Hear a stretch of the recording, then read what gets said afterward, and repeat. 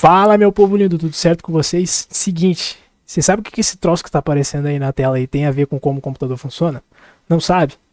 Tá tudo tranquilo, eu também não sabia. No vídeo de hoje a gente vai conseguir entender como que um ábaco funciona e o que ele teve de influência para que um computador, da forma como um computador funciona hoje em dia, né? A gente vai começar com essa ovelhinha aqui, ó. O que é isso aqui? É uma ovelha mostrando a língua. Tu não sabe isso, pelo amor de Deus. A gente tem que imaginar assim, ó. Vamos voltar bem lá atrás, tá? Quando não existia matemática, não existia cálculo, não existia nada, a vida era bem mais simples. Logo depois que passou do momento de ser nômade, o pessoal cuidava da agricultura, cuidava da pecuária, cuidava dos bichinhos. Vocês têm que imaginar assim, ó. Imagina vocês são donos de uns bichinhos, daí vocês têm uma ovelha. É muito simples de controlar, né?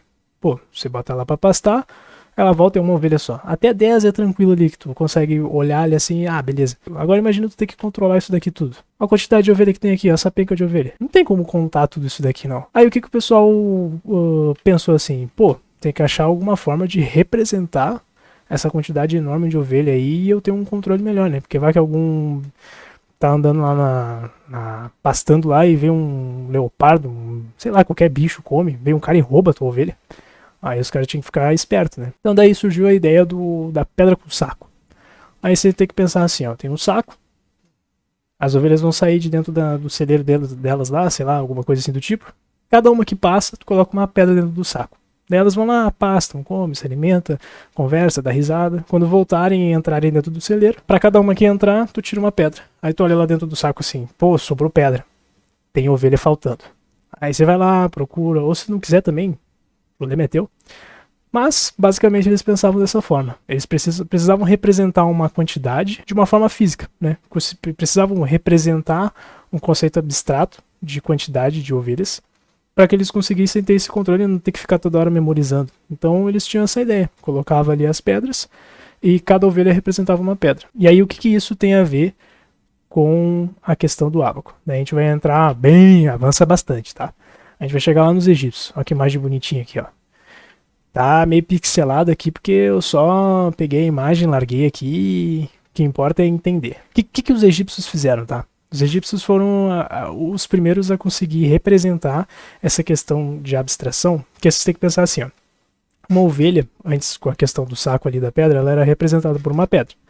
Então existia um símbolo, né? A pedra representava o valor unitário 1. Significava uma única ovelha. Só que imagina assim, tu tem, sei lá, 2.000 ovelhas. Daí tu ia ter que pegar, sei lá, 400 sacos lá pra conseguir colocar um monte de pedra para representar essa quantidade enorme de ovelha. E aí então os egípcios pensaram assim, e se a gente conseguisse construir símbolos que representassem uma quantidade certa, um valor certo, né? Então surgiu essa ideia de representar esses valores, daí eles levaram em consideração a base 10, né? Então de 10 em 10 valores eles iam criando símbolos. E aí então avança mais. A gente chega lá nos indo-arábicos, acho que é assim que se fala. E aí eles pensam assim, caraca, acho que eu vou pegar um exemplo do que aconteceu lá com os babilônicos, porque os babilônicos também inventaram uma forma de representação que era levando em consideração a base 60. E eles também foram os primeiros a implementarem a ideia de uma representação posicional. E aí os indianos também chegaram nessa ideia, só que daí eles levaram para a base 10. Né? O que é a base 10? A base 10 significa a quantidade, a base significa a quantidade de símbolos que estão dentro desse sistema numérico. Então se a gente pensar no decimal, sistema decimal que é o que a gente usa hoje em dia, se a gente contabilizar aqui tem 1, 2, 3, 4, 5, 6, 7, 8, 9, 10 símbolos. Então esses 10 símbolos representam a base 10, né? Que seriam 10 símbolos para representar os valores numéricos desse sistema numérico. E aí então, o que teve de diferente aqui? É a questão posicional. Porque os egípcios, eles tinham símbolos. E um símbolo, não importava a posição em que ele tivesse, porque aquele símbolo só representava aquele único valor. Agora, a gente tem apenas 10 símbolos, e esses símbolos, conforme a posição que ele tiver, ele vai ter um valor alterado, né? Então, se a gente pegar aqui um exemplo, vamos pegar aqui o valor 1328 na base decimal, tá? Que é base 10. A gente tem que pensar nas posições. Então a gente aprende lá no ensino fundamental que existem as unidades, as dezenas, centenas, milhares e assim vai indo. Então no primeiro a gente tem um peso que significa a base 10 elevado a zero. Qualquer número elevado a zero ele significa 1. Então a gente multiplica esse valor que é aqui, ó, 8 vezes 1, a gente vai ter o valor de unidade 8. Agora, se a gente tivesse 10 elevado a 1, que é 10, né? Então, 10 vezes 2 dá 20. Então, os indianos eles conseguiram trazer essa ideia de representar um número através da questão de posição. Então, eles trouxeram a ideia do símbolo, que os egípcios tinham trazido já, e trouxeram a ideia da posição que os babilônicos também tinham trazido. Então, isso serviu como base para a matemática que a gente estuda hoje, né? Por que, por exemplo, não continuou com as ideias dos romanos? Os romanos eles tinham a questão dos símbolos lá também, né?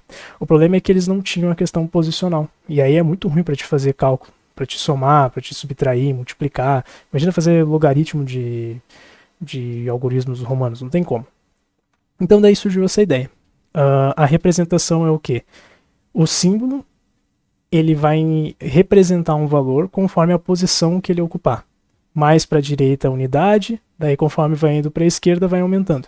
E o que isso tem a ver com o ábaco, tá? O ábaco ele consegue representar isso de uma forma física. Então se a gente quisesse representar, que nem por exemplo aqui na esquerda, o número 132, a gente colocaria duas pecinhas, esse aqui é o ábaco indiano, né? Então a gente colocaria duas pecinhas na unidade, 3 pecinhas na dezena e uma na centena. Isso representa fisicamente o valor 132. Porque até então, aqui em cima, a gente tem uma representação abstrata desse valor, né?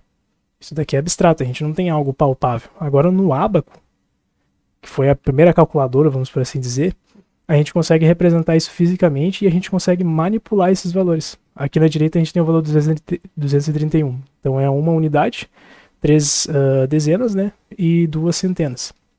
Agora, se a gente quisesse somar um valor, a única coisa que a gente precisaria fazer é tratar essas peças e modificar elas conforme a gente for fazendo, né? Então, que nem, por exemplo, se eu somasse 11 aqui nesse 132, eu colocaria 11 pecinhas na unidade, só que daí entra uma coisa. A unidade, a gente só tem 10 símbolos para representar dentro do sistema decimal. A gente não tem, ali no caso seria 2 mais 11, seria 13.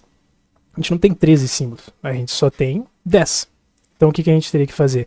A gente teria que somar as unidades, pegar apenas a unidade e permanecer ali na coluna da unidade e adicionar mais uma peça na dezena, né?